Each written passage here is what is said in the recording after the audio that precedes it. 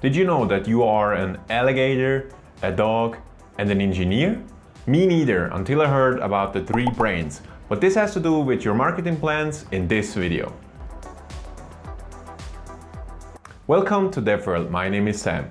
I'm a web designer and I worked a long time in sales. What I often see from fellow web designers is that we have great artists out there that make beautiful designs, but not a lot of them have sales or marketing experience. And at the end of the day, a website mostly should convince customers to buy something. One thing that I learned in sales and also as a web designer is if you want to convince people, you have to go through the evolution of the human being. Let me explain.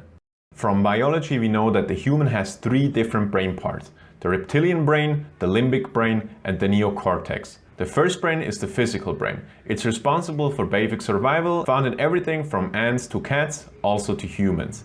The second brain is the emotional brain. It's found in most mammals and allows us to emotionally connect to things.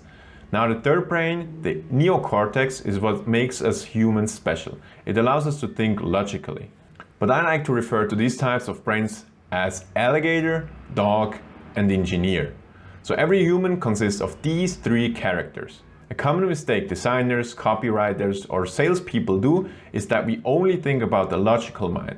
We usually try to convince the engineer before trying to reach a dog or the alligator. There have been studies after studies confirming that usually a purchase decision has been done with the emotional, so the dog brain, before even reaching the logical, so the engineer brain. Let me give you an example. If you wanted to sell a smartwatch in the past, I, for example, would have wanted to convince a potential customers with some key features about the watch, like how long it will last or how good the build quality is.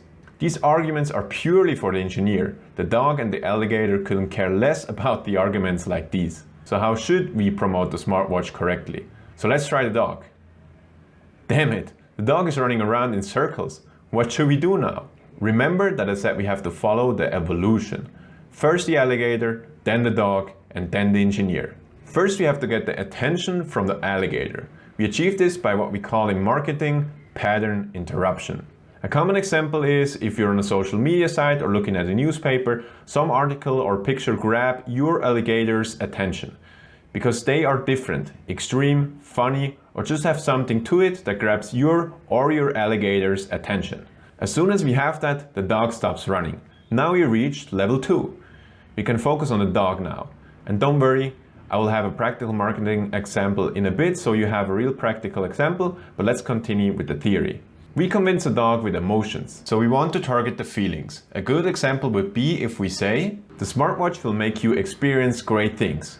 The dog also likes values. If you display the same values the dog holds, like conservative or liberal, optimistic or pessimistic, and many others, the chances are high the dog will like your offer. We do that with what's called a value proposition and showing the benefits of the products instead of just the features. So now if we did a good job, we don't even have to talk to the engineer. The dog will convince the engineer himself. Common example of these are the conversations we have in our own head. Common phrases the dog has to convince the engineer are, it's an investment, it's healthy, I earned it because. A good idea would be to help the dog a little to convince the engineer. We can hand him the right phrases on our website or in our conversation, like, the smartwatch can track our health, or this smartwatch is made from high quality materials. That's the basic structure behind promoting a service or a product the most efficient way. There's one exception though, but that's for another video where I will talk about the 4 people types. So make sure to subscribe to not miss that. Okay, so we got the theory down. Here a little practical example. This is an example of a watch repair company. First we have to convince the potential customer to come on our site. We can do that with a catchy Facebook ad. Remember, the goal is to wake up the alligator with the pattern interruption. So this is bad, this is better, and that's the pattern interruption. That's something the alligator has not seen yet. Of course, an ad like this should be more professional if you want to display a professional image of your business, but cats, dogs, and babies, for example, are well known to be great pattern interruption tools. Now the client is on our landing page and we want to display to the dog that we have the same values with our value proposition. Here we imagine that our clientele is conservative. So that's why we write the good all times. To display, we hold conservative values. After that, we want to convince the dog that with our product or service, he will feel way better. We can do that with phrases like, "We focus on giving your watch a new life so you can take on the world." After that, and maybe a great emotional video, we convince the dog.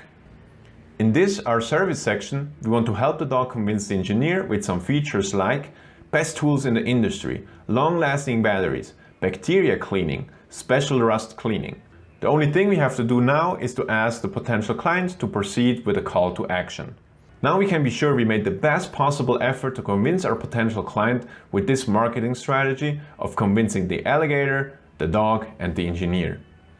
I want to add a little perspective to what we learned. When I first learned about marketing like that, I was quite shocked how manipulative the whole thing is. Where I draw the line between ethical and unethical marketing might be different from you, and that's okay. I will have a video about the dark side of marketing soon, where I will explain the difference between what I think is ethical and unethical marketing practices. But in a nutshell, I kind of see it that way. If the product or service is good, then I happily use these techniques to promote this service or product. But if the product is some kind of unnecessary investment opportunity or some other kind of unnecessary product, I'm pretty much against promoting that product or service at all anyway. Alright, said that, I hope this video helped to offer your services or products in the most efficient way.